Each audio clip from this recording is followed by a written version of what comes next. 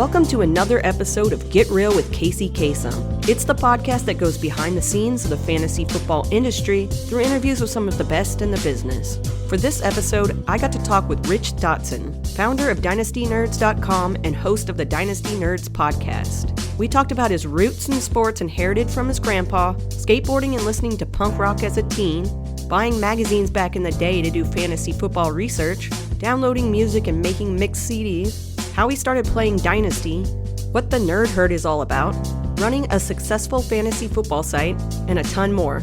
Please give Rich a follow on Twitter at DynastyRich. You can follow me, Kacey Kasem, at @KaceyKasem, and the podcast at GetReal_pod. This podcast is a proud member of the DAP Network.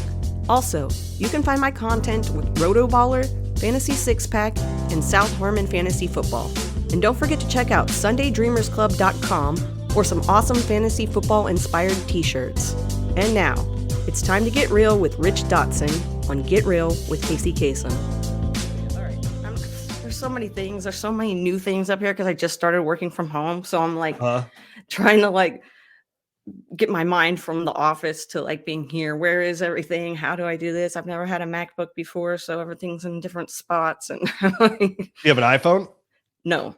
Oh, that's different then. Yeah, it's a lot different. So I'm over here just okay, I think I'm doing this right. And then it disappears and I'm I don't know where it went. So anyway, all right, now we can finally officially get started. I'm excited to have Rich Dotson here with me today on Get Real with Kacey Kasem. And, after all the technical difficulties and everything, we're going to actually get into a conversation now. So thanks for joining me, Rich. It's so nice of you to take the time out of your day to come be on the show. No, it's a pleasure to be here. Talk whatever you guys want to talk about, dynasty, fantasy, the business, life. I love conversation, definitely good conversation. So it's an absolute pleasure to be here to talk to you. Excellent. So let's kind of get a little background on you first. Just thinking back to when you were growing up, how did sports play a role in your life when you were growing up? Yeah, my grandfather was the number one thing that was the sports thing for my life. He was really into sports. He lived in Pennsylvania. He was really into the Pirates. He was really into the Steelers. I was born in 1979, and that was the year my mom was pregnant, when she was 19, and my grandfather was pretty PO'd about that. And when I was born, though, I was born in October of 1979, and that's the year the Pirates and the Steelers won the World Series and the Super Bowl. So he thought I was a really good luck charm, and I became his favorite grandkid from that moment on. And he just really other grandkids had to go play outside, but I was allowed to come in and watch the Pirates. I was allowed to come in and, talk about the Steelers with them. So that was all my sports came from that, because my mom was a single mom of 3 kids, and she didn't have time for anything besides working and raising those kids. So I didn't play sports as a kid. I wasn't involved there. We didn't have enough money for me to play sports. So all that came from my grandfather. And it just really, and that connection and that fondness of him, when you're little, you get attention from adults, or especially your grandfather, who like to buy you treats and whatnot. That extra special attention really made me love football and baseball more. And that's carried over now. I'm 44, and that's carried over now to this day. Baseball and football are still my favorite sports to this day. And growing up, did you have a favorite player or any particular team that you were really fond of? Like most little kids, when I was real little, which is crazy because I'm a diehard Browns fan now. Again, I was kind of brainwashed to be a Steelers fan and a baseball fan, Pirates fan. So I was a really big Andy Van Slyke, Barry Bonds, Bobby Bonilla fan back in the day. The Steelers really sucked back then, and I kind of liked the Browns and the Steelers, at that time because my parents liked the Browns. So when you're little, it's easy to gravitate towards the stars. So Dan Marino was pretty sweet back in the day. Warren Moon was pretty sweet back in the day. Barry Sanders to this day is one of my all-time favorite football players. To be able to watch those guys go out there and do things that were unimaginable in my eyes to grown men and professional athletes. So nobody really sticks out from the Steelers. I really like Greg Lloyd because he was into Taekwondo. And I thought that was really cool. They took karate and stuff, and he was a really good linebacker. So I like Greg Lloyd and Kevin Green a lot on the Steelers. I like Bernie Kosar on the Browns and Eric Metcalf and Webster Slaughter and those guys. In baseball, I said like that power three in Pittsburgh at a time when they were really good. Those were kind of like my guys when I was real little. And it kind of as I grew up, the Browns weren't really good, but there'd be guys that come around that I liked, and there'd be certain players that were really good that would stand out and kind of follow along those ways. But I think Barry Sanders was the number one guy that I was like always just blown away by when I watched him play football. And that Lions always playing on Thanksgiving, like he was always there too. Like there's an opportunity to actually watch, because back in the 80s, it's not like today we had all these different options to watch television, definitely on Sundays. So there's always extra time. Lived in Northeast Ohio to watch a little bit of the Lions, so I really did like Barry Sanders. And when you found fantasy football, how did that happen? How did you get into that whole space? So I found out about fantasy. I had this really weird era. So like when I became a freshman in high school in 94, that's when the Browns left Cleveland, and they were gone from 94 to 98. So like football was kind of like a weird spot, but like it was filled up because the Indians at that time who had been bad literally since the 50s, all of a sudden became this powerhouse, and it kind of filled that void for me. And it helped me kind of grow my passion for baseball at that time. So throughout high school, like I was really into just, like I said, I didn't play sports. So I partied, I skateboarded, I was into punk rock music, going to live shows, all that jazz, and still watched football and cared about sports. But it was always secondary to me. Like I want to hang out with my friends. I want to go to live shows. I want to go skateboard. I want to drink beers at a very young age, which I don't recommend now to my children. So I didn't get introduced to fantasy football until like 1998. The Browns had come back, and I ended up getting a job as a server. And the guys were like, "Hey, we're starting a fantasy football league. Are you into football?" I'm like, "Yeah, dude, I love football. Like I follow it pretty closely." And started playing then in 1998, and I did pretty well early, which, probably just pure luck, honestly, at that point. And, once you win at fantasy football, you're like, then you're really hooked. It's got its claws in. You're like, this is easy. This is easy money. So like 1998 is when it really started playing fantasy football as a whole. And how was playing fantasy football for you for that very first? Can you remember that first draft and how you went into actually doing the draft? Yeah, I think we did it at the restaurant. I think it was Cooker was the restaurant. We did it like before shift or whatnot. I remember vividly, like my first pick was Rod Smith of the Denver Broncos, wide receiver. I remember at the time when we were doing the draft, it was Carson Palmer. Was it Carson Palmer? That draft? No, that was a different draft I'm thinking of. Somebody was on the TV at the time. I can't remember who it was. Who's going to be the first overall pick, and they already agreed to terms with that person and whatnot. So right around there, I think it was Rod Smith. I just remember getting in there, getting a magazine back in the day. You just buy a magazine and kind of go off of those rankings and going down the list and go to the kind of guys that and that you kind of like, and just draft out there and just having a good time with your friends, like that. And that's the best part about drafts, like busting balls. Hey, nice pick, loser, Yep. Drafting team. Everybody comes away out of the draft feeling really good about their team. Like, I think I'm going to win this. Like, this team's really good. It's like being a 10-man league. Like your team looks fantastic. So it was a fun experience as a whole. Like I said, I made the playoffs. I don't think I won a championship that year, but I think I went pretty far. And from that moment on, though, I was hooked. Cause I'd already loved football, and at the time I was just really into the Browns. So I was just mostly watching Browns game. I wasn't I got to watch every game like a red zone addict today. I was just really into the Browns, but it broadened my horizon so much to care about what Rod Smith would do on the Denver Broncos, a team I hated, and how well they would do. It just opened up so much more knowledge to me about the game and what's going on and players and names. So that really kind of sparked my interest a ton. And I'm a very competitive person. So having a chance to compete against people on something like that, it was just, it really did take it was like trying some kind of weird drug for the first time, and I couldn't get off of it because from that moment on, I had to play fantasy. I've never not played fantasy football since that fall of 1998. And I'm sure in 1998, playing fantasy football was completely different than it is now. And in terms of just the resources that were available and the platforms weren't, we didn't have all these platforms to actually play fantasy football on. So that first season, or maybe the first few seasons, how was that different than how it is now? Oh, I mean, it's like night and day. It's like churning butter to get your butter back in the day compared to now, just walking in a grocery store, even a gas station to get your butter. It was, everything was standard. It was very basic to the T. It was mostly touchdown dependent.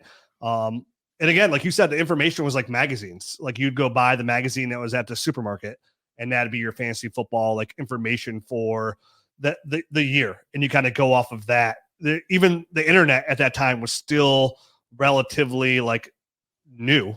At that time, like you didn't go on the internet. Like if you want to download a picture off the internet, you'd start on Friday morning and hope you wake up Saturday to have that picture be downloaded. Right. So the internet was even a completely different place. It was totally like a magazine kind of like base for me in 1998. It didn't really expand to the internet until, like much later. Like, I don't even know how much later. Like it feels like at least 5, 6, 7 years like later, right around there, like that boom in 2003.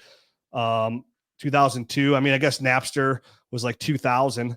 So, use internet for that. But even then back then, I just used internet to download music legally. Yeah, right. Yep.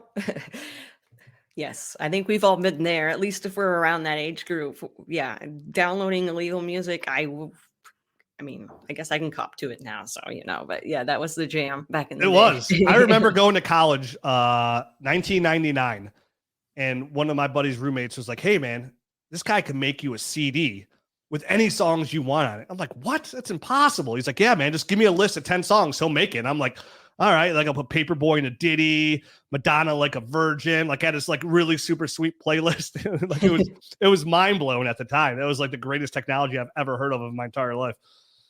Yeah, it is crazy. I find CDs sometimes. I don't have a CD player anymore. So I'm like, okay, I can't listen to this really, but yeah, I have so many mixed CDs that were burned off Napster, and you just hope that it's the right song. It's not going to be punking you. So yeah, totally feel that. When you started playing fantasy football, did you start playing redraft first, or was Dynasty like the go-to thing that you started doing? I know 1998 and Dynasty wasn't really. Yeah, it was not existent in my eyes. No, I didn't play Dynasty until 2003, right around there, 2004, I think. Actually, 2004 is when I started my first Dynasty league, is when it was. So never heard of Dynasty at that point. It was just fantasy and didn't even think about Dynasty. And the moment I heard about Dynasty is when I started playing Dynasty too. And it was kind of like, it was weird, really weird of like how I heard it. Like my buddy was like playing in some like kind of Dynasty college football like league where like you played per conference and you just had to keep those players kind of. So it was like a weird kind of Dynasty league. And I was like, wow. Like, and at that time I didn't play in fantasy football for like, at that point, like 6 years. And like, I was doing better and better and felt better about the way I was playing fantasy. And it was always one of those things was like, they have keeper leagues. Like, and it started off originally, like my original fantasy league was like, you're allowed to keep one player and then 2 players. So it's kind of like a little keeper league. And I was like, always like, man, if you can keep all your players, I would do so good. I would do so good because I was winning a lot. And it was like, yeah. So I heard about that. And then like 2004, I was talking to my buddies and I was like, yeah, I heard about this thing called Dynasty where you can like keep your team forever. And like, how does it work? And I'm like, I don't know, man, but like, we should do it. We can you get to draft a roster of like 25 players. You just keep those players forever. And then you get to use draft picks and draft rookies. And then we were always hardcore into the NFL draft because being a Cleveland Browns fan and being bad every single year for like 30 years, literally 30 years, like the NFL draft was like your Christmas, right? Like this is our chance to turn it around. So like I had been following the draft like religiously. Like I would do mock drafts at home. Like I would follow these players. Like that's one thing I'd spend my free time in is like studying these rookies coming to the NFL, not because of fantasy football. It's because I want to know who the Browns could take and help us take us to the Super Bowl, which never really worked out. But so I heard about Dynasty in like 2004 and I got a lot of my good buddies together and I was like, hey, let's start this league. It's going to be great. It's going to last forever. And I'm grateful to this day, like the league's. Still intact. Like my original Dynasty league to this day is still going. So it's going on year 20 this year.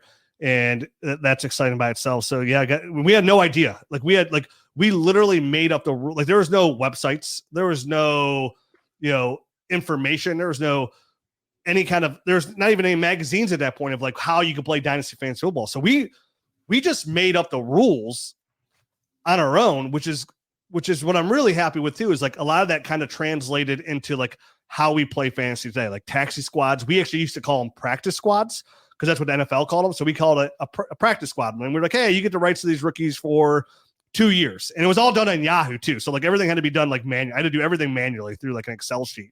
Me and Matt O'Hara had to track it all manually.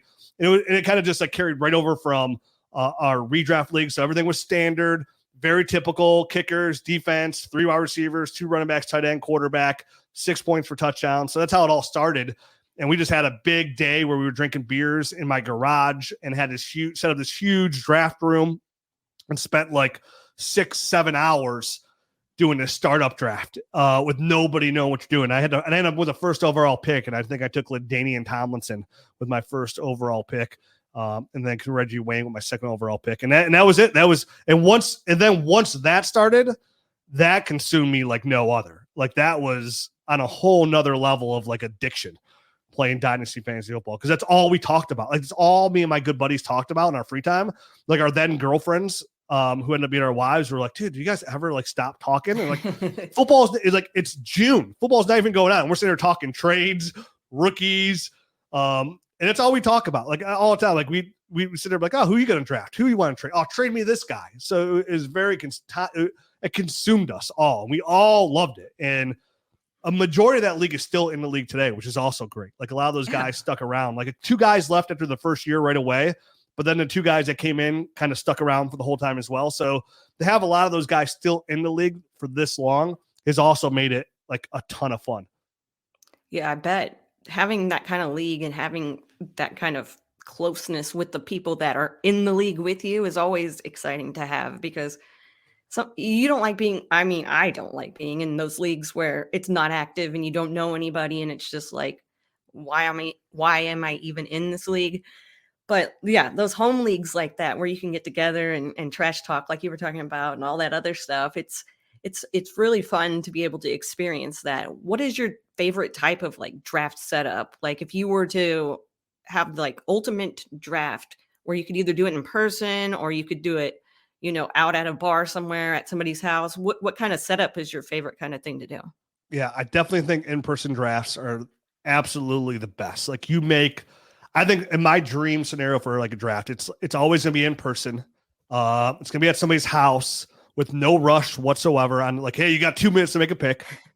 You barbecue, you get some beers out, and you kind of catch up with your friends. Cause like, and that's like, I think the biggest thing about Dynasty I love too is the camaraderie that comes with it, and that year-long camaraderie. And not even for new people you meet, but as you grow older and people go different ways in life, like it's such a good way to stay in communication and stay friends with somebody. It's like a simple thing that connects you, but connects you all year long. It's so easy to drift and get caught up in real life. And definitely if you have kids or a career that's taken off, like it's very easy to blink and all of a sudden a year's gone by and you haven't talked to Jim or Matt, and like a year's gone by. So I would love to be able to be in person, where even if it was like everybody, you're in this Dynasty league and people did go their different ways, but like you make an event of it. Like this weekend, every year we go to this place at this guy's house and we have our draft. It doesn't matter what's going on. We all agree on the date.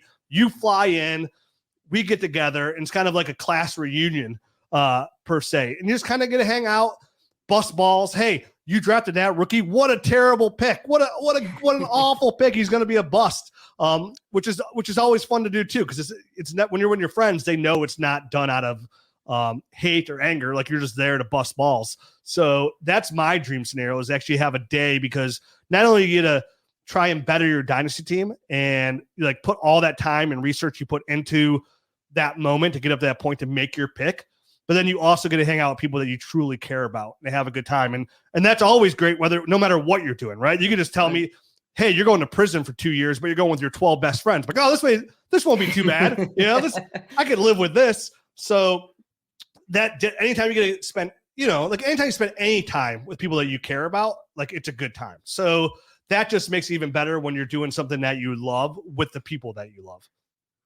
So being a Dynasty fantasy football fan, do you watch college football, or what's your style with that? No? No, I watch Ohio State. I watch all those games that I possibly can, barring my kids not playing sports, which over the last couple of years, like that's my life, is taking my two sons to their sporting events every single day. And then my kid plays travel baseball.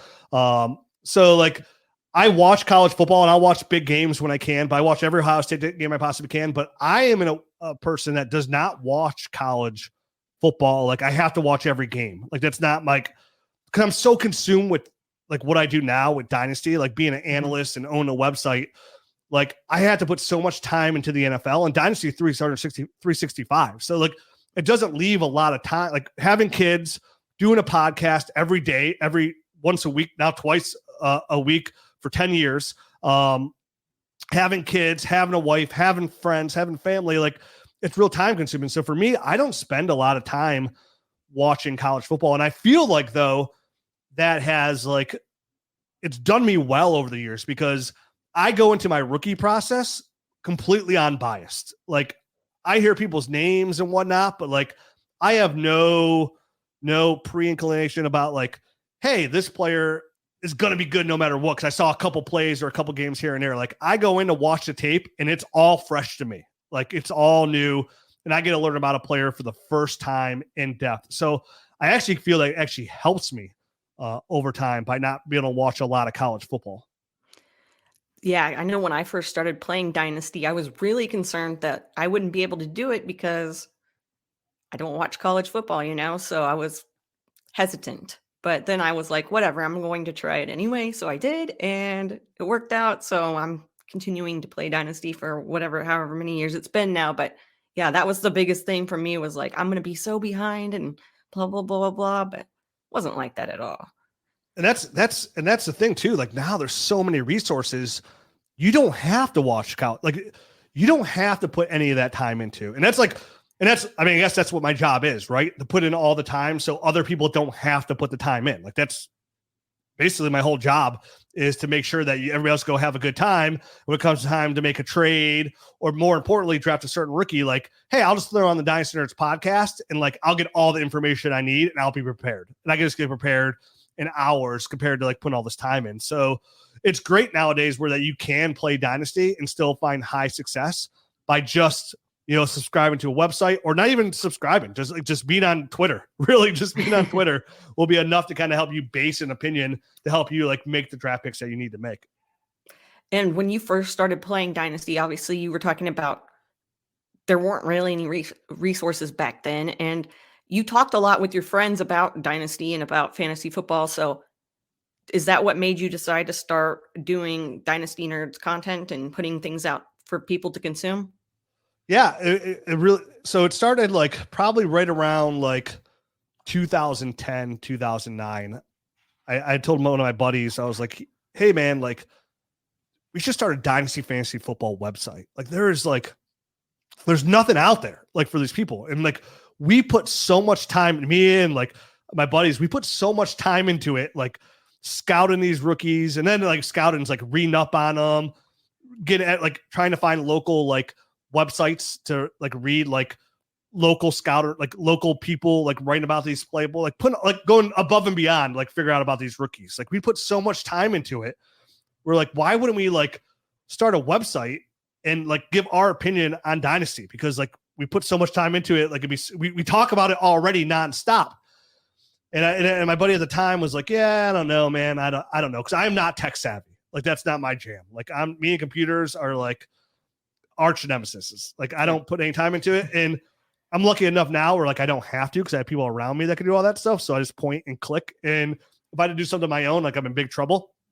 So he was like, at the time it didn't happen. And then I ended up getting a job for Chat Sports, writing a fantasy football column. And this was probably 2011, right around there. And I was writing like a weekly start sit column, like, sneaky starts, one of those kind of things every single week. And I was doing pretty well with that. Like it got some good traction. A lot of my picks were like doing well again. So like my confidence level kind of grew a little bit. I was like, man, like this is like, because to this day, it's kind of like, it blows my mind, like how often, and I don't mean to sound this like, oh, like sound cocky, like how I could be right more than I'm wrong. And like, I don't know. I never played sports. I'm not some like guru. I just watch what I watch and then kind of give you my opinion on it. And I just happen to be right more than I'm wrong. No idea. No, literally there's nothing special about it. It just worked out that way. So, and then at the time I was writing those articles and I was like, this is going pretty good. Like, this is cool. And I remember Ryan McDowell had just started for DLF, and he was asking for people like to do mock drafts. And I was like, hey man, like I'll do one. And I remember messaging him too going, hey, do you own this website? I knew nothing about DLF. Like I knew nothing about it. Like, do you own this website? He's like, no, I just like work here. I'm like, this is great. And then I saw this thing where it said, hey, hiring writers. And I was already writing for Chat Sports. I was like, oh, I'm going to apply for DLF. I'm going to let people know how to like take their dynasty game to another level. And I didn't get hired by DLF. And it's funny because the first time I met Ryan at the expo, I told him, I was like, hey man, you remember that time I applied to write for DLF? He's like, I absolutely do. Yes, I do. I was like, we didn't hire you. I'm like, yeah, I know. It made me go start Dynasty Nerds instead. And we laugh about it because me and Ryan are friends now to this day. And I always appreciate everything he's done for the game. And so I didn't get that. And then right around 2013, randomly, one of my best friends, same person I asked in like 2009, he had started these websites, like random websites, like selling like shoes and stuff, like all with like backlinks to make money. He was like making some money at it. I was like, oh, okay, whatever, you know. He called me and said, hey man, I'm in the area. I'm gonna stop by and hang for a little bit. Is that cool? I'm like, yeah, stop by. And like I said, I was writing those articles. I was like, listen, man, like you're starting these websites. I'm writing these articles already. Like, let's start a dynasty fantasy football website. Like, come on, man, like help me out here. Cause I wouldn't know how to start a website if my life depended on it. So he's like, all right, man, you've asked me like 15 times. So I tell you what, he's like, we'll start a website. I'll do everything behind the scenes. I'll manage the website. I'll create it. But then you have to do all the content, all that. He's like, but I have one caveat. And he's like, if we do a website, we have to do a podcast. And I was like, what's a podcast? He's like, it's a radio show on the internet. I'm like, oh, that sounds pretty stupid. Yeah. I was really into like sports talk radio too, like really into sports talk radio. That's all I listened to while I drove. So I was like, cool, dude, whatever, you know, like, let's do it. And I asked, at the time I asked, probably like 5 guys who were in my original Dynasty League. I was, hey man, I remember being at the bar saying, hey, I'm going to start a Dynasty Fantasy Football website. There's not enough out there right now. And I'm going to make you guys all my partners. Like, we're going to do this. It's going to be sweet. It's going to be great. We're going to do a podcast. We're going to put our rankings out there. We're going to write articles all the time. Meanwhile, nobody had ever written an article in their entire life. And like, of course, right away at the bar, like 6 dudes were like, hell yeah, man, let's do it. Let's start it. And that lasted probably for a month of like the 6 of us. It really dwindled down to the 4 of us really quickly. So yeah, we started Dynasty Nerds. The idea came, we started getting everything set up in 2013. Created the website behind there, got the podcast set up, did like a lot of research in the podcast. Like, so I started listening to like I never knew what a podcast was, but I started listening to other Dynasty podcasts that were out there at the time. If you were around in 2013, you know who those podcasts were. And the number one thing I came away with was like, my God, this sound quality is terrible. Like, how do people listen to this? And our thing at Dynasty Nerds, and always has been, like, if we're going to do something, like, we're going to do it right. Like, we're not going to just put something out there just to put it out there. Like, we're going to do it right. Like, if we have to invest it into some things, we're going to invest in some things. So we did research on microphones, research on what you needed for sound quality, tested it, made sure it was okay. Went out to Fiverr.com to get somebody to make us an intro. We used the same exact intro we have for the last 10 years, which is crazy. We paid $5 for it. And we made sure our sound quality was better than everybody else's, which I think really helped propel us to where we are today. I will always say the podcast propelled us to where we are today. But like the sound quality obviously was a huge part of that. So there it was, my buddy Josh behind the scenes. He's still behind the scenes to this day. Doesn't even play Dynasty. never really doesn't even play he played fantasy for a little bit, but he just does all the technical side. Super smart that way. And then it was my to this day, Matt O'Hara, my best friend who's on the show to this day, and then a buddy, Mike Yozibovich at the time too. The three of us had started doing the podcast, and we did it every single week, no matter what. And at the time, Mike and Matt had probably like a year into it, or not even like 6 months into it, they started having kids. So it was hard because we did a podcast at my house. Yeah. And it was hard for them because they had these kids, and their wives are like, what are you doing? Like, what do you mean you're going to do a podcast? Like, I don't even know what that means. Like, you're going to Rich's house every Tuesday at 8:00 at night, and I'm sitting here with the kids. So after a couple of years, Mike ended up dropping off because life got too busy. But Matt and I kept going on, and here we are 10 years later with that. So that's the origins of Dynasty Nerds, at least how it started. And it's very infantile state of Dynasty.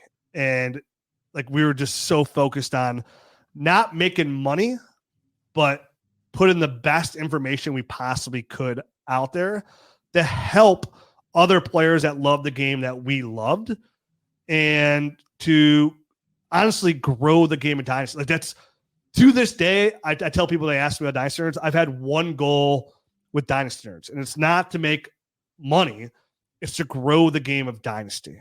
Like, it's like, I have something I love that I want everybody else to feel that love too. And for the most part, once people, if you're interested in fantasy, once you start playing Dynasty, it really does take your love of that game to a whole nother level. And it opens your doors to, like you said, that camaraderie, people. If you can find yourself into that community, and you don't have to be an analyst, but to find yourself in that community, like, for the most part, 90% of the time, it's a really good community to be a part of. So to this day, I've always had the same mindset. Like, I just want to grow the game of Dynasty. I want people to find this game, play it, and love it. And I want to just I already put the time in, and no matter what, if Dynasty, I've never started Dynasty, I'd probably be putting the same amount of time I am in today.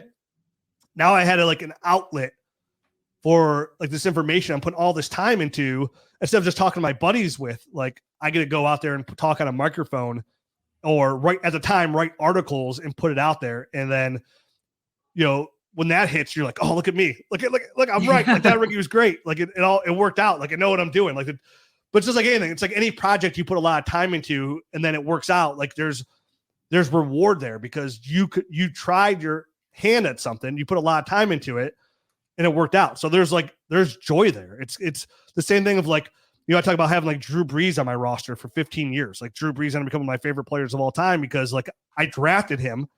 I loved him as a rookie, and they ended up being a Hall of Famer. And you're like, look at me. Like, I got it. Hey everyone, Kacey Kasem here. I want to take a moment to tell you about Sunday Dreamers Club, my fantasy football inspired t-shirt store. If you're looking for unique, stylish, and comfortable apparel that showcases your love for fantasy football, look no further than SundayDreamersClub.com. Whether you're gearing up for the next big game, hosting a draft party, or just want to sport some awesome gear, Sunday Dreamers Club has got you covered. With a variety of designs and styles to choose from, there's something for every fantasy football fan out there. Your support means the world to me, and there are so many ways you can help me grow this new small business. Grab a shirt or two for yourself, or as a gift for your fantasy football league mates, or you can spread the word to your friends and family. Every bit helps, and I truly appreciate your support. Thanks for listening, and now let's get back to the show. I love that. I love that you brought up the quality of audio back in the day, because what that feels like when I started listening to fantasy football podcasts was right around the time that you guys were all starting out, with your quality being so awesome. I was going to ask you about how you went about doing that, but I just do remember that time period listening to podcasts, and it just sounded like they were, underwater, or it was muffled, and you're like, I know you have good advice and I can't hear it. Yeah, So, it was a huge turnoff, right? Like, it yeah. doesn't matter how good the voice was. Like, if the sound quality was bad, I instantly turned it off. Mhm. I can't listen to this. Mhm. And it was also a lot of mundane stuff. Like, hey man, you should draft. I still love to this day, Pete Over's intro about the Dynasty podcast or fantasy football podcast, coming with the beats. The guy comes, hey, welcome to the fantasy football show. And it's a lot of it was just really boring, I guess is the best way to put it. And we want to make sure we also didn't do that. Like some people, they'll talk about our show, like, man, you guys talk like 10 minutes at least per show, like not about fantasy football. I'm like, yeah, sorry, that's our show. If you don't like it, go listen to something else. Like we'll talk about our lives or something we think is funny as well. So we try to make sure it's an entertaining show. But as far as your question about like the kind of like equipment we use, again, my buddy Josh, who's behind the scenes, he did all the research to that. He's like, hey man, I put when he researches something, like he's all in on it. He's like, hey, I think the first microphones he got, I don't think were as good, but then we get the second ones he got, were pretty good. So he just put a lot of time into it. Like, hey, this is what I think we should use. Like after all my research, this is what we should use.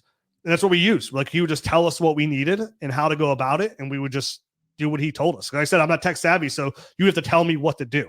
Like, and I would learn after that point, I learned how to like upload the podcast into Libsyn, how like, all that stuff. And he would publish it and do all that stuff for the website. But it was all him. Like it was all him just doing the research and putting the time into it to find the right quality of equipment to make sure the podcast was of quality, at least sound quality. I don't know about device quality, but sound quality. You said that you guys have been around for 10 years. And I know that you guys had I think February was when you guys had your episode where you talked about the whole process of coming along with Dynasty Nerds. But over those 10 years, I mean, obviously the landscape's changed in the fantasy football world and there's so many more podcasts out there and everything. How do you make sure that your podcast continues to be fresh and be received well by your audience? I don't. I know that sounds lame, but I don't. I look at the podcast as like, we figure out what we're going to talk about that week. I put my research into it, my time into it, and then I get on the mic and I get to hang out with my buddies and we get to talk Dynasty Fantasy Football. So like, and that's it. Like, I don't concern myself about what anybody else in the community is talking about. And like I tell it all the time, I don't listen to other Dynasty podcasts. Like I don't. It's not out of like, oh, I'm better than somebody else. I don't ever want to be accused of like copying somebody else's take or find it like, like stealing somebody else's like jab or like kind of changing my direction. Like I've been doing the same thing for 10 years and that's what I do. And we've been lucky enough where like a lot of people have ended up tuning in to the podcast. Like sometimes it still blows my mind. Like when you go look at Chartable and you see like you're a top 10 fan, like just fantasy football podcast week in and week out. Like it's kind of like humbling and mind blowing sometimes on the numbers. But like, I think that does like my number one comment we've always gotten is like, when I look about your shows, it feels like me and my buddies are just hanging out at a bar talking Dynasty.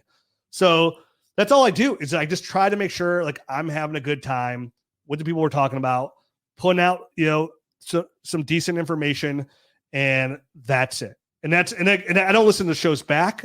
I never have. I like until we actually like got bigger and we got like somebody to edit our podcast. For probably, this is year 10, I would say for at least 7 years, minimum 7 years, if not 8. I never edited a single podcast. Like we would record it. We would hit stop. I would hit publish. That's how it would work. Like that was the show. Like there was no like, oh, did this work? Did that work? Let's go cut that out. Like, no, like it was stop, publish all the time. That's how it worked. So I don't put I mean, I want the podcast to grow, but at the same time, it's kind of like in this day and age, people will find you. Like people will find you. And listen, I understand fully like my personality. Either you like me and you think like we would get along, or you can't stand me. Like you think I'm super annoying. Like I get it. Like, and that's totally cool, right? That's same way for me. So like my sense of humor is my sense of humor. And like, if you don't like me, that's fine because I don't want to hang out with people that don't have the same sense of humor as me anyways. Like I have my own particular mindset of what's funny. And some of it's not, can be pretty brash, but that's fine too. Cause I think there's a joke in everything. Doesn't matter what it is. I think there's a joke there somewhere. So, if you find it and you like it, and to this day, people, hey, I just found your show and I think it's awesome. Like you're going to find a show. But besides that, like the only thing I could do is go out there and do the best show that I can on that Tuesday night. And some days I'll be off and some days I'm going to be feeling well, or like maybe I didn't put enough time in that I should have put in that week or whatever. But for the most part, at least I'm going to do the best show that I possibly can. And I'm going to put it out into the universe, and whoever wants to pick it up and listen to it and download it, like huge thanks. Really grateful that you to give me a little bit of your time of the day to hear me talk about a passion of mine. But besides that, there's no, for the podcast wise, there's no like, oh, how do I do better? Now for the Dynasty Nerds, it's the opposite. Like, it's like, how do we grow this? What can we do? How do we innovate? Like, what can we build? And but that goes back to what I said earlier. Like, my passion is to grow the game of Dynasty. So I say this all the time on the podcast. I'm like, hey man, join the Nerd Herd, support us, and by supporting us is like, hey, buy me a cup of coffee once a month. That's like all I'm asking you to do. Like, if you enjoy my show, all I want you to do is buy me one cup of coffee a month. And just pretend for those 4 shows, or now we do 8 shows. Now we will actually do, if you're a Nerd Herd member, you get 3 shows a week. We're doing 3 shows a week. Like, hey, I'm giving you 12 hours of my time. Let's talk about over a cup of coffee. It's all you gotta do is just buy my cup of coffee for me. And I say like this is like, it's never been about money for me. So like those resources go right back into like, okay, what's some more cool stuff we could build? Like, what can we build to help make people better Dynasty players? And that's all we're focused on. And our list of things to build, like I wish we could afford like 20 developers. It'd be amazing. But we can't. And we have a really good developer and he doesn't usually want help because he feels like they'll mess things up. And it's just kind of like, let's build. So I try to tell people like, hey, when you join the Nerd Herd, it's not like you're giving Rich $5, right? Like every month, like you're helping, like you're reinvesting in yourself. Like you're going to get some really cool, dope tools to help you play Dynasty and make your life easier, or just, because I've been playing long enough where like, I know what I want. Like, I know what I want out of Dynasty and the tools that I want that help me make it easier on me or make it more fun. So like where I don't focus on a podcast, like how to get more people to like listen, like that's just going to come naturally, right? Like we don't even advertise. So it's like, that will just come. And if we ever advertise, so be it.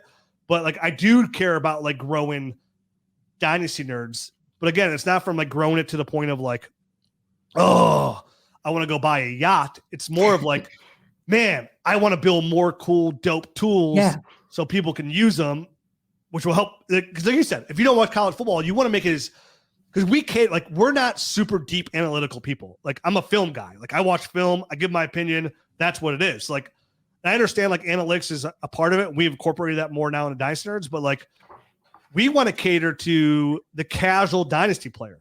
Like, that's like, we always have them in mind when we're talking. And people like, and I remember being the first year at the Expo, and we threw the after party for the Expo at the bar. And I remember a couple of analysts came to me like, yeah, man, this like let's use him as an example. Like Matthew Berry saying like, oh, draft like Julio Jones. Like, I'm like, no, dude, you don't understand. Like, we are diehards. Like, we know it is. Like, most players are just casual players, like in their office league, and like, hey, you want to play this fantasy football, and you just do it for the camaraderie, or you don't want to be like an outsider. Most players are casual players. They might watch their home team, and even then, it's not a lot. So like, they need something. I know it sounds dumb to us, but they need that person out there to tell them like, hey, like Drake London's a sleeper this year, or Bijan Robinson might have a big step, or now Dalton Kincaid.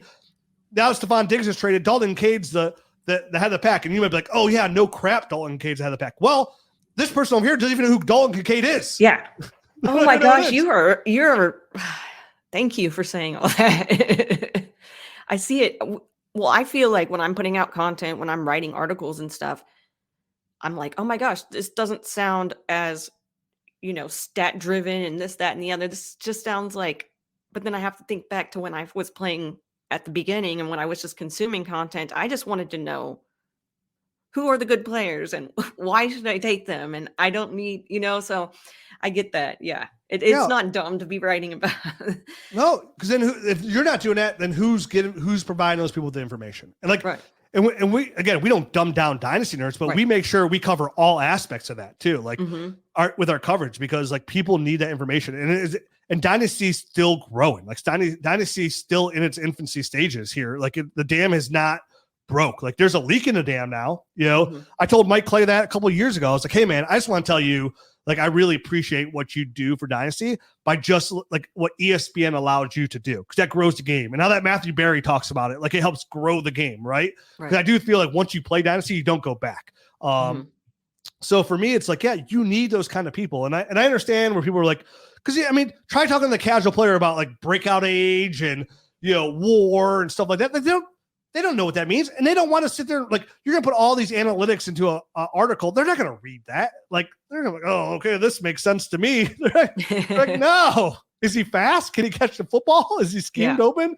So yeah, man, you have to like know your audience. And we try to cater to all that. Like, we try to give you our sleeper. We try to talk it in a very, you know, common way. And it's kind of like, and it's honestly, it's like, you know, because I know some people, they'll see our studio and everything. They're like, oh, they copied the fantasy footballers. And I don't ever write back. I'm like, no, dude, us and the fantasy footballers started at the exact same time. Like, literally the exact same time is when we started our show. Like, there's no copying. And I've only actually listened to their show probably like 2 to 3 times.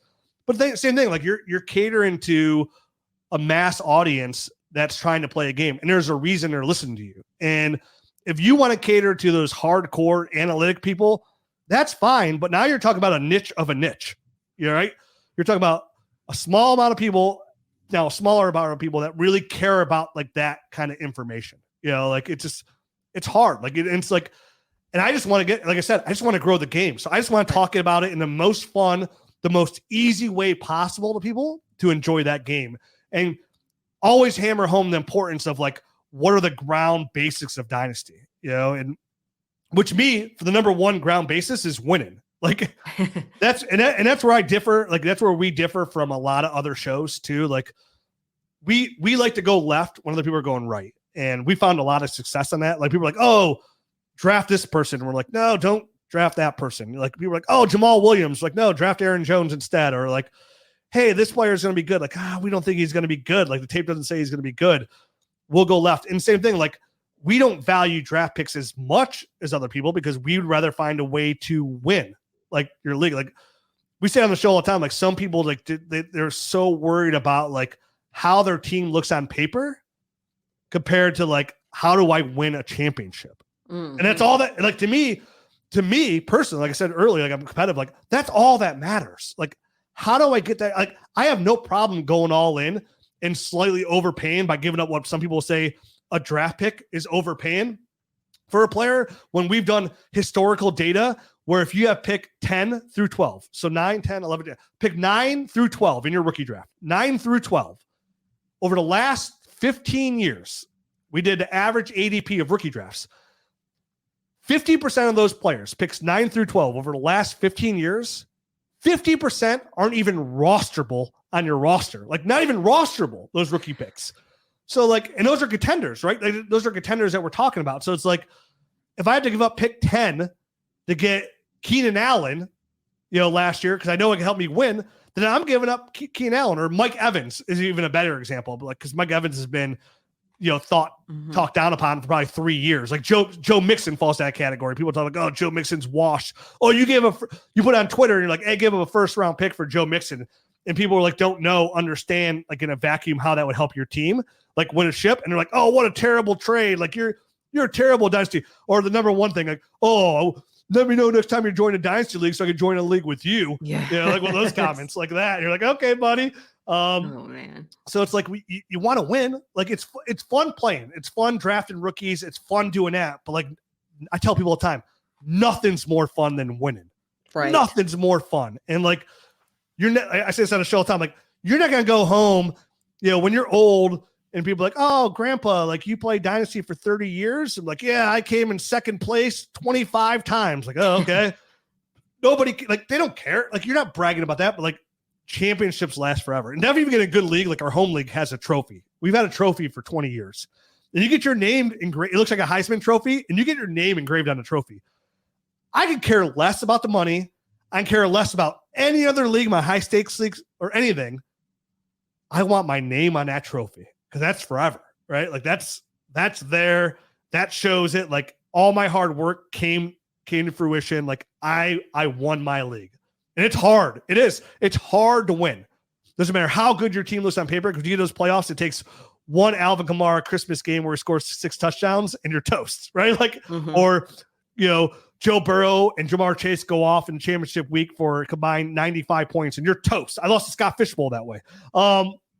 So for me, like, it's like, we want to focus on winning. And there's so many different ways to go about that. Because, my favorite slogan about Dynasty is when I used to say this back in the day, like 9 years ago, like what's so great about Dynasty? I'm like, dude, it's unbelievable. It's the only game where when you're losing, you're still winning. Because now you're going to go like this high draft pick, right? Like, I'm like, can you imagine any league where you're going to go into that league and you're going to pay that league entry fee of, let's say, $100. You're going to pay that fee knowing you have a 0.0% chance to win that league. But you're excited about it. Like, oh, I'm going to get Marvin Harrison Jr. I'm going to get Caleb Williams. I'm going to get Bijan Robinson. Like, you're excited about that. Right? Like, people, they have rules against tanking, so you don't try to lose intentionally. Like, so you don't want to be the loser. But like, it's exciting because you see the light at the end of the tunnel, right? Like, okay, I'm going to lose now to win later. And that to me is still like winning, right? That's still finding a way to win a championship. And like, there's many different ways to go find that path to championship, but like whatever you have to do not to be stuck in the middle, that's what we want to help you do. Like either you want to be at the very bottom, all in, rebuilding, or you want to be at the top, going all in to win. Like there's no in the middle. And it's kind of like how we build our tools too, to kind of give you that bird's eye view of your league to see. Because in Dynasty, it's so easy to get stuck in the middle because the problem is like you'll see your team and your team looks pretty good, like it looks okay. But if you can't see the rest of the league, where like I tell people, like it's so easy to get stuck in the middle in Dynasty because you think your team's okay because you just made the playoffs or just missed it, not realizing the only reason you're there is because the other teams are rebuilding and they're getting rid of all their players. They're doing it the right way. So if you have 2 to 3 teams that are in rebuild mode and blowing it up, well, that naturally is going to push you more closer to the middle or the top because of course your team's better than them. They don't have any players on there. Their number one running back is J.K. Dobbins. You know what I mean? Like, yeah. What are you gonna do? Their quarterback is Carson Wentz and Jimmy Garoppolo in Superflex. Like, of course you're in the middle. Like, that doesn't help you. So we always are just like focused on how do you get to the point where you get to hold that trophy or get those bragging rights, because those are forever. That's forever. Like I won my league. Like. On our 10-year anniversary show, we had Mike back on. It was so fun to have him back on the show. It just so happened he'd won the championship that year for the first time in 19 years. He had won, and it's like, dude, he's like, that's the best. He's like, it's the best thing. That's all I could think about the whole weekend. It's like, oh, I hope I win. He's like, the amount of joy it brought me, like I can't even put into words like how much joy that brought me. And like when you're in a league, if you're lucky enough to be in a league past like 3 to 4 years, like that's all you at that point. Like. The beginning of a Dynasty League is like redrafts. Like, so there's a lot of like luck involved into it. Yeah. But when you're in like definitely him, like year 19 of it, right? Like that's you. Like your hands are all over that. That's on the players you drafted, the trades you made. So where redraft, it's like, oh, like there's a lot of luck involved. Like, yeah, you have to have a good startup draft, but then you gotta hope those players do good. You gotta hope they stay healthy. You gotta hope you do good in the playoffs. In Dynasty, that's completely different. Like you molded that from you just made a really nice vase out of clay, right? Like you molded that with your own hands. Like your hands are all over that. Every decision, every person on that team is a decision that you decide to make at some point over the years. So when you win, the feeling's different, right? Like, cause like you did that, like you did it. Of course there's luck involved, but like you put yourself in that position to win, whether it be you drafted Puka Nacua late in the 4th, or you made that one trade that worked out by trading for Raheem Mostert for a 3rd round pick. And people were like, whatever. But like now he's ended up being a running back 3, or you drafted Kyron Williams in the 3rd round, something along those lines. Like your hands are all over that. And it does like that joy hits just a little bit different because you accomplished something that you've been working on either for years or for months. Right. Like, so that joy just hits differently. Yeah. Thank you for saying all of that. Because like now I'm like, I'm going to have to go make some trades after this show because I'm in the middle in like every one of my Dynasty leagues. And I'm like, And I did win the first year of one of the Dynasty leagues. And yeah, it was basically like a redraft. So yeah. I was like, but it's not as fun, I'm sure, as it would be if I could get these teams turned around. So definitely going to have to look, because trading and everything. I know when I first started playing Dynasty, just going into a startup draft was really scary for me because I was not sure what the values were like on players. And somebody's trying to lowball me and I'm not knowing it's a lowball offer. I'm thinking, redraft, this, that, and the other. So what kind of advice do you have for people that haven't started playing Dynasty yet, but want to start playing? Go to dynastynerds.com. There you go. Honestly, it's the best advice I can give, but like use Twitter, like find good people to follow, right? Like use that information. And there's so many free tools out there now too. Like, a trade calculator is not for the most savvy person. Like a trade calculator should never be like, nothing's worse than somebody sends you a screenshot of a trade calculator. Like, oh, see, this is a fair trade. It's like, dude, no, first of all, it doesn't do my team any good whatsoever. And like, I value that differently than that league does. So just use the tools around you, because like Dynasty is just like anything else. Like if you stay stagnant and you do the basic amount of work, you're going to get the most basic results out of that as well. Like if you're not into it and you just do it just to do it, you might luck into a championship by drafting a couple of right guys, but like you got to put some time into it as well. So like be willing to put time into it. Like go, like use Dynasty Nerds but then use us, and then use DLF, and then use Ray Garvin, use Dynasty Zoltan, use these other people, like use Fantasy Pros, use Fantasy Football, like look at where all these guys are, and then use that information as a tool, but come to your own conclusions, right? Like I give my information out and I tell everybody like, hey, this is my opinion. Don't hold against me. Take it for what you want, but use that compared to other information you find, and find a common ground where you feel like. It's why we have a film room on Dynasty Nerds, so you can watch these rookies. Like we break down the film, but we're like, hey, we encourage you go watch the film now and see if you're seeing the same thing we're seeing, right? Like you might completely disagree. Like when we're telling everybody, hey, don't draft Quentin Johnston, it doesn't matter. He's a first round pick to the Chargers because there's a lot of warts on him. Like that's our opinion. We're saying, hey, don't draft Juju Smith-Schuster because we don't think he's got good long-term ability. He's a little stiff.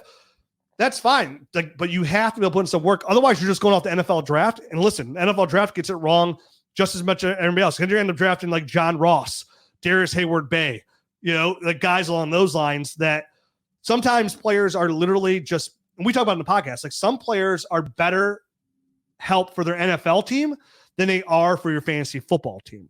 Like a guy like Will Fuller, we felt was like better for an NFL team than he would be for your fantasy football team, because you want consistency there.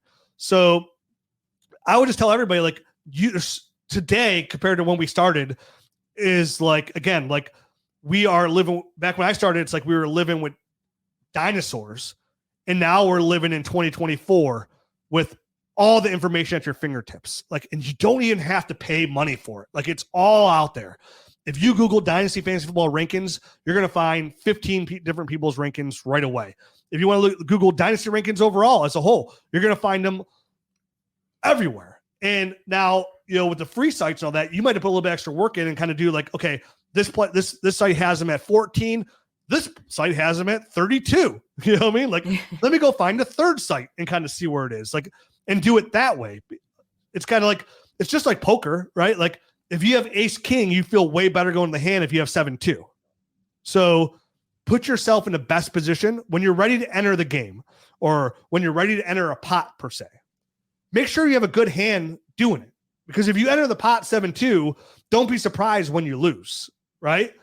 Go into it with a good hand. And by having a good hand, it's just putting a little bit extra time in. And that could be just your time you spend on the toilet, to be honest with you, really, or in between bed. Like, so much of us have times in our day, or better said, in a week, where we have a little bit of time just to waste. And if you want to spend that watching cat videos, that's cool. But instead, if you really love the game, put it into like reading articles, just reading Twitter. Like I say it all the time, Twitter is the best tool possible because you get that instant information and you get other people's opinion nonstop. And sometimes it's just like, hey, Stephon Diggs just got traded to the Houston Texans. Like, oh, wow, that really makes Curtis Samuel and Khalil Shakir way more valuable. Maybe I can go out there and make a trade before that like news catches up to people. Or maybe somebody's a free agent, something along those lines. Like that information is valuable.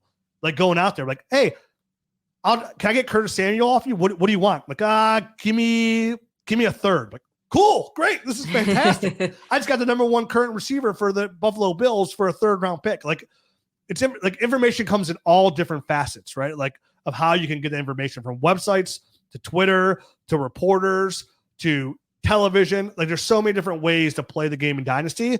It's just about going out there and putting in the effort to get better. And sometimes if you really want to excel and you want to make your life easier, I would say, so instead of, like I said before, for these free sites, instead of doing like all the cross references of different sites, you can come to a site like Dynasty Nerds, buy us a cup of coffee once a month, and we'll just give you all the tools that you possibly need just to make your life easier. Now you have more free time to go watch those cat videos, to go binge watch Game of Thrones. You know what I mean? Like you don't have to put in the time. And that's fine, because my hobby is this. This is my number one hobby, is Dynasty. So like for me, this is fun. For you, fun might be going on hikes, going to trips, binge watching television shows, barbecuing, and that's cool. And this is just kind of a fun thing you do. Well, that cup of coffee a month can make that fun thing you do increase that hand that you have. So instead of having seven deuce, maybe you don't go with aces, but you go in there with 10 jack suited or queen jack suited or ace king offsuit. Like those tools will increase your odds of finding success. And again, it goes back to what I was saying. You just want to win, right? Like we're playing to win, not to have the best roster on paper or have all these rookie picks or, hey man, like I have all these rookie picks. I'm on the best team in 3 years. Well, guess what? I've been playing Dynasty for 20 years and no many people will show me their roster. I'm like, dude, in 2 to 3 years, I'm going to win 7 ships straight. Never. It's never come to fruition, ever. I've never seen that work out, whether it be injuries, bust, whatever. It doesn't work out. Like, oh, I got Justin Fields, his rookie. Look at me. QB1, baby. Here we are 2 years later. He's not even a starting quarterback. Like football changes every day. Like the NFL is a wild place. It's why it drives me nuts when these like professional coaches and like, oh, F fantasy football. It's like, bro, fantasy football has made this a multi-billion-dollar business. Like fantasy football is, I will say that as 100% fact. The NFL is as big as it is today because of fantasy football. That is why. That's why the Red Zone channel exists. It doesn't exist because we're like, I need more football. It's like they want to watch their fantasy players and how they're doing. That's why it exists. So to be able to do that, it's like it's just I don't even have the right words for it. I really don't. I don't have the right words for it. Well, you were talking about poker, and I'm like, I don't know anything about poker. So that just went right over. I get what you were saying, though, even though I don't play poker. You could use that, and I can't even speak right now. You can use that in any kind of comparison of what you're into. Like if you're into like whatever, like if you're into Pokemon, like, oh, that's like I don't know anything about Pokemon, but that's like a Pokemon. Or, great example. Whatever, you know what I mean? Like, I don't know anything about that, but whatever you're into, it's like, you just want to put yourself in the best position of whatever you're doing, right? Like if you're going to play chess, would you rather have 2 queens or 1 queen? You know what I mean? Or like, would you rather have all your pieces or none of, you know, like, or they have the other, there's so many different ways to go about doing it, but it really just boils down to putting yourself in the best position to find success. And that's it. And then hope a little luck falls on your side too, because it does play a factor in it as well. Okay, so let's talk about the Nerd Herd, because this is an audio only podcast, but behind you, you've got the big hashtag Nerd Herd, and I know you're repping on your merch as well. So what exactly is the Nerd Herd? And also, how did you guys come up with the name? Oh, the Nerd Herd? Yeah. Oh, I was just, I can't remember. I was like, yeah, Dynasty Nerds, come like join, like instead of like join the nerds, like come part of the Nerd Herd. You know what I mean? It's just one of those things I said, and it just kind of stuck really for the Nerd Herd. So, we just call it the Nerd Herd. Like anything else, like what is the fancy? Isn't it like the Foot Clan? I think the footballers. Yeah, the Foot Clan. Like everybody's like Jim Rome called it the Jungle or whatever it is. Like all these musicians like Madonna or Taylor Swift, Swifties. Like everybody has something. So like ours is just a Nerd Herd. Like join the Nerd Herd. Come part of like join our tribe. Right? Like join our tribe is what we're asking you to do. And it's community. People that really enjoy the podcast, or they enjoy our information, or more importantly, join the tools that we provide. So the Nerd is, like I said, we're just constantly innovating and building new tools for our users to use. So like we have the Discord channel. So there's a community there. We have a 20,000 person Facebook page. But the big thing, we have the Dynasty Nerds film room. So you can go on there and watch all these rookies and watch their film. We have Nerd Scores, which kind of works as like an NFL draft grade, which we, again, like not to boast, but like our Nerd Score has outperformed NFL draft capital. So like our Nerd Herd scores, when we put those out before the NFL draft, which is just based off of tape only, has outproduced NFL GM's draft capital. Like that's how good that's worked out. And then, of course, we built the Dynasty GM. It's like the first major Dynasty app out there. I know Player Profile had theirs, but there's a lot of there's a lot of stuff you got to pay for.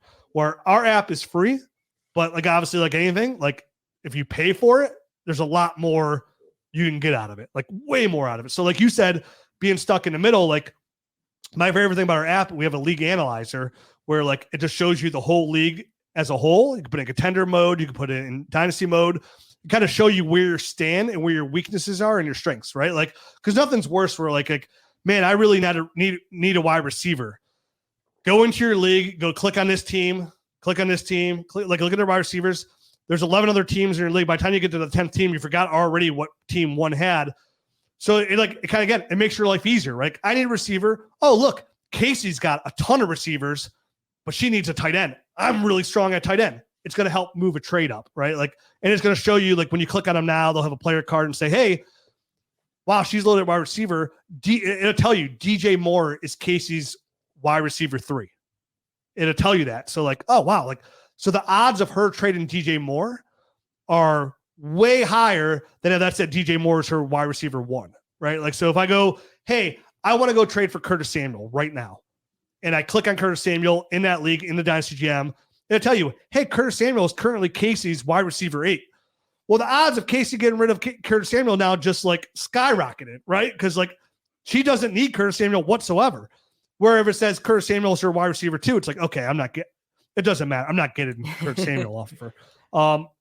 So tools like that, being part of the Nerd, just gives you all the tools to help you just make the game easier, make it more fun. And that's it. And like we just updated the app with our player cards this past week. We just updated that. And like I said, I mean, we have such a long list of things to build and come out with. Like we have a really cool game we want to put on the app, like for people to play for free.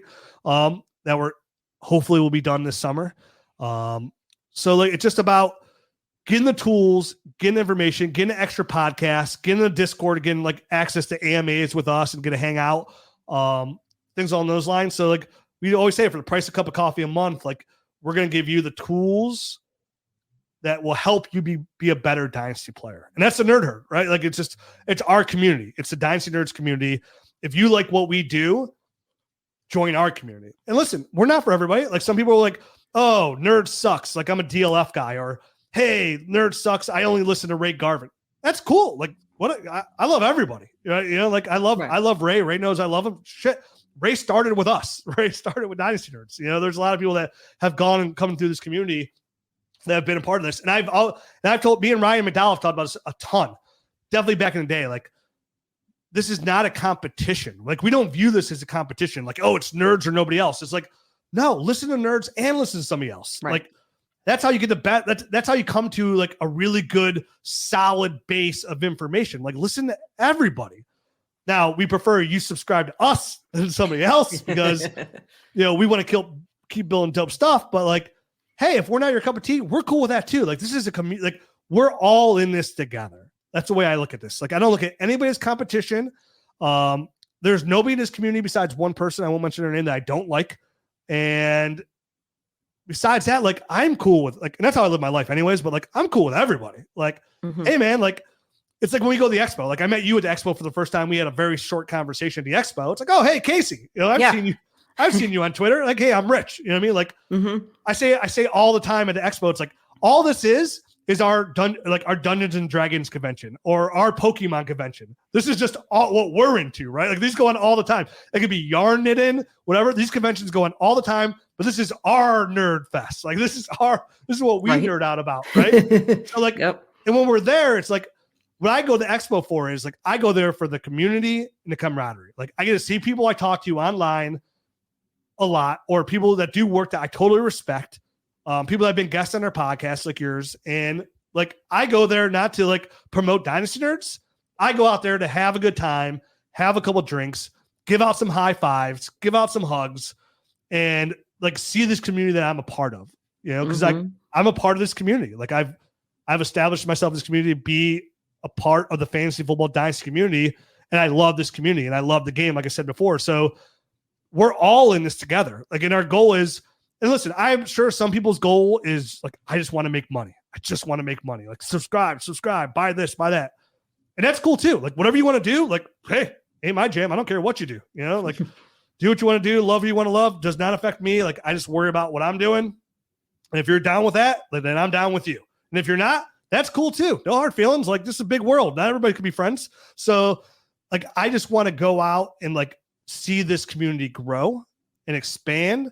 And I want to see my friends have success and do well. Like I tell Ray all the time when I'm seeing him, like, I'm so proud of like how big you've grown in the space and like how well you're doing. And when I see other people do well and I hear stories from other people in the community of what's going on, these new opportunities they get, like that excites me. It makes me happy that people get to do what they love. And that's all I want everybody. I want everybody in the world just to be happy. Like that's it. And like find that love in something you care about and like get that love back. And that's what this game is for me. So like I'm in it with everybody. It's all cool with me. Like I love everybody in here. I think everybody's got a different, cup of tea. It's no different than like I root for the Browns.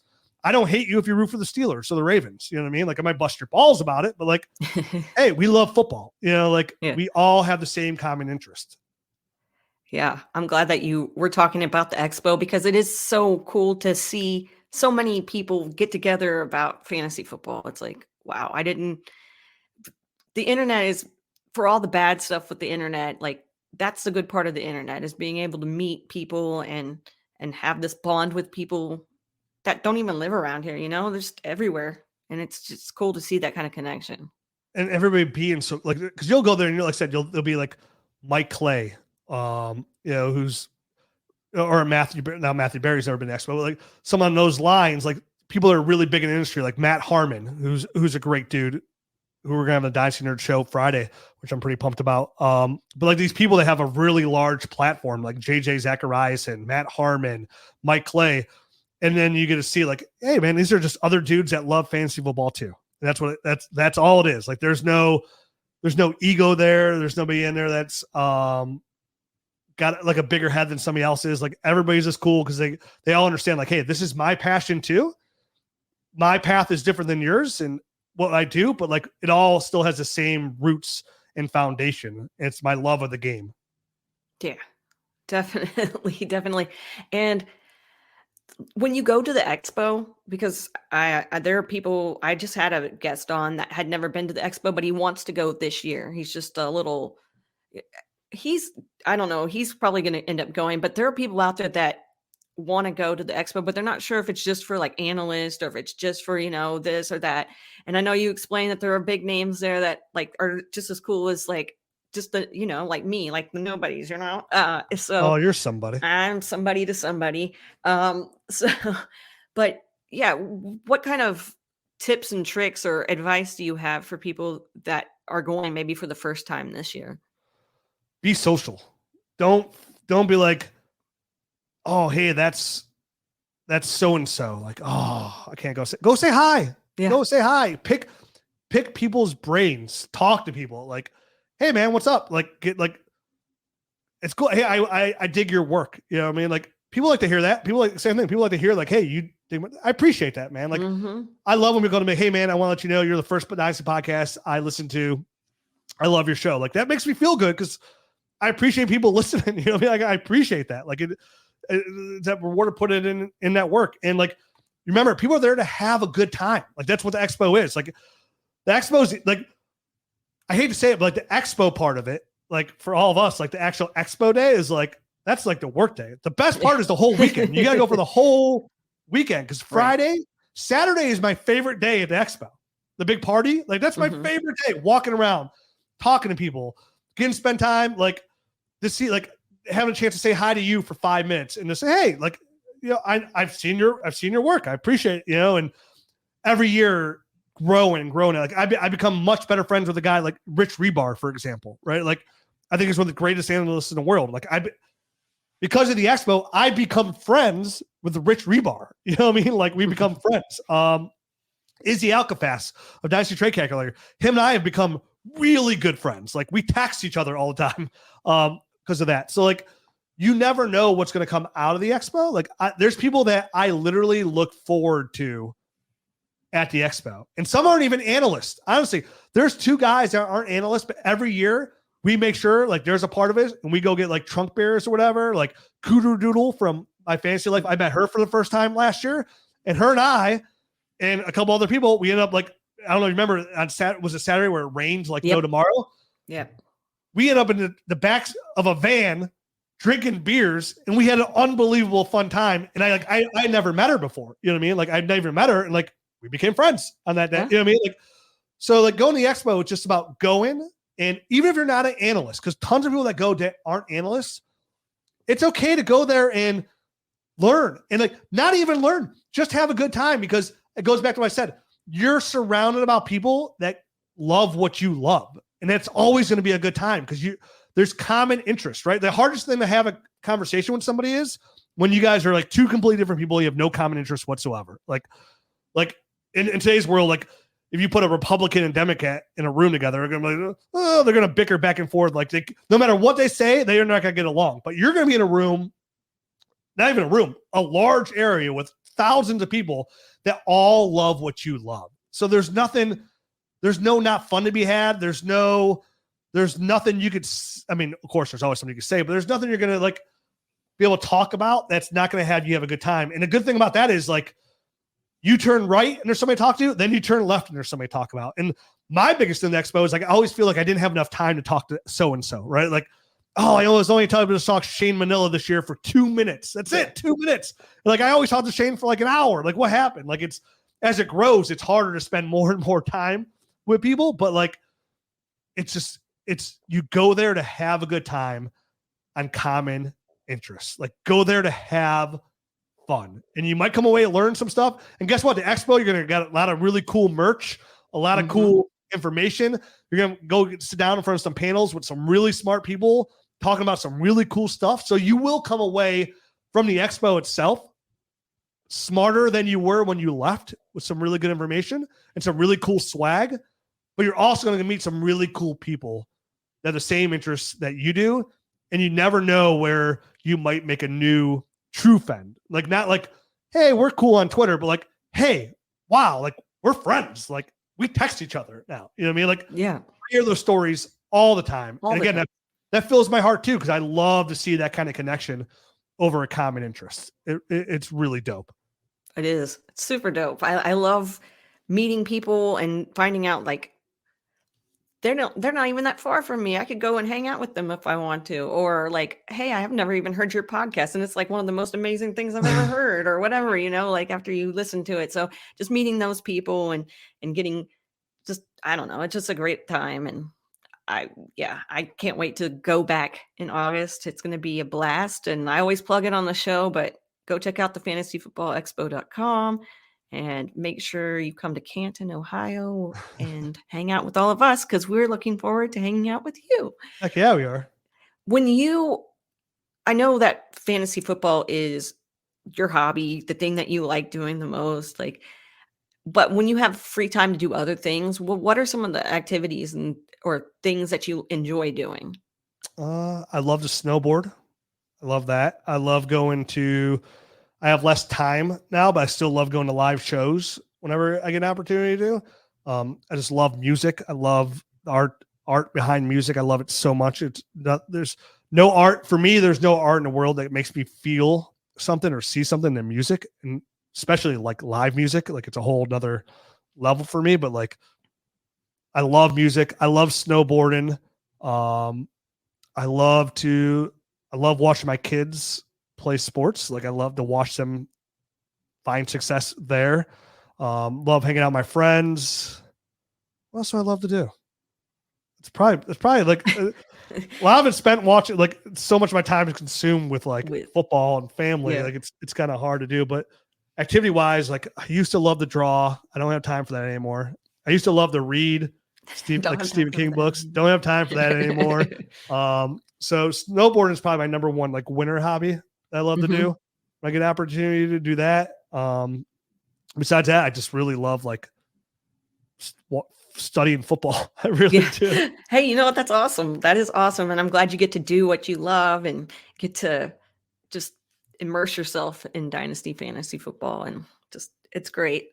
So before we go, I do want to have you, well, first and foremost, I want to thank you for coming on here because Dynasty Nerds, like I was listening to Dynasty Nerds back in the day when I first started listening to podcasts, and there were only a handful of podcasts out, and I wasn't even playing Dynasty. I was just listening to you guys because, like, I mean, not only does it help with redraft too, like you still get basic concepts and everything, but you guys are just so wonderful to listen to. So it was one of those podcasts that kept me entertained. So I just want to let you know, maybe I don't listen to it as much as I used to back in the day when I had time to do that. But like, you're one of the, when I think back to podcasts, like there's a handful that I listened to and you guys were one of them. So thank you. That. No, thank you for listening. I tell it all the time. Everybody that listens, thank you so much. Like it just, and I get it now because like now there's like 1,000 different podcasts to listen to, like 1,000. So like everyone that listens to ours, I'm like, oh wow, thanks for picking ours. You know what I mean? Like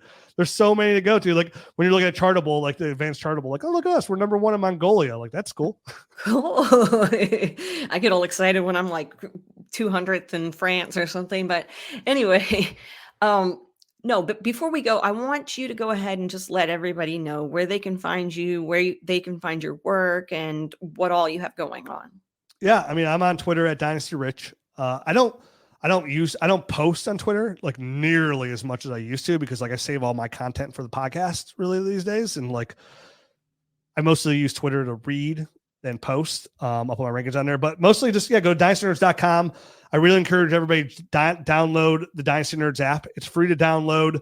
But if you join Nerd Herd, it's really a great app. And what we made sure too with the Dynasty Nerds app that I mentioned before is like a manage for like trade calculators, right? Like people are like, oh, that value's way off. The one thing that we did with Dynasty Nerds app as well is we put that app in your hands to control in the way you view fantasy football. So you can literally go in there and you just have the whole app operate off your own rankings. So, or you can just put in like Mike Clay's or Ray Garvin's or Matthew Berry's rankings in that order, and the whole app will operate off of those rankings. So when you put something in a trade calculator, you can't say, oh, this is a stupid trade, because now it's based off of your rankings alone. So we made sure like we want to take that, like, don't just take us for it, because you can also put like, hey, you can put Dynasty Nerds, my own personal rankings, and like Ray Garvin's or Matthew Berry's in there too, and kind of go back and forth between the two to see the differences.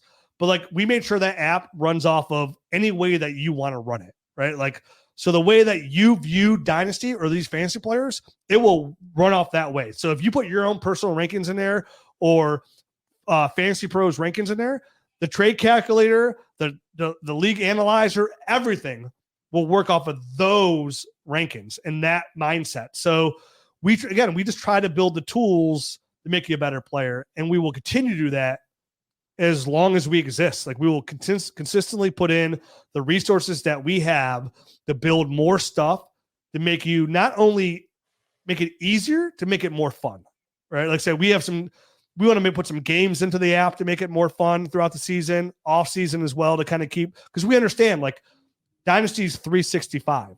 So how do we keep you engaged and moving forward 365 days a year? And we know like this time of year is the busiest time of the year because it's rookie talk. So we make sure we have the Dynasty Nerds film room to go on there and watch watch all the film on the rookies.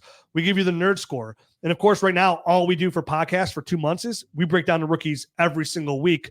And we've had a lot of success doing that. You know, like just, again, luck that we've been right way more than we're wrong, but like we also put a lot of work into it. So like that helps it as well.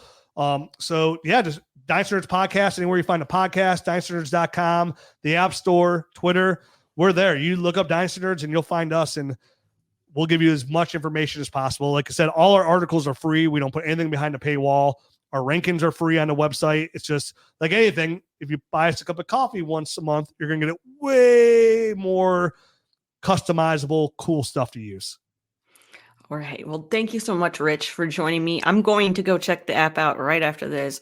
I'm also going to go make some trade offers after this because I've been taking notes as you've been talking. What do I need to do here? So thanks again. And everybody that's listening right now, again, I thank you so much for just sharing this journey with everybody. Like, we come on here telling our stories, and my guests come on here telling their stories, and they just appreciate the fact that you care and you want to listen. So thank you again for listening. Make sure that you come back next week for another episode of Get Real with Kacey Kasem, and remember to stay rad. Get real. Time to get real, everybody.